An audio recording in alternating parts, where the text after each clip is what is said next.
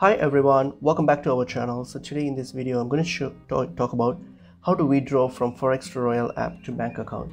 So let's get into the video. So if you open up the FX Forex Royale app, so as you can see on your app here, so you know that you can do trading with this app, but the money that you obtain or you get from this app, they aren't actually real monies. So they are actually demo monies which you can use for trading purposes to get around with crypto trading.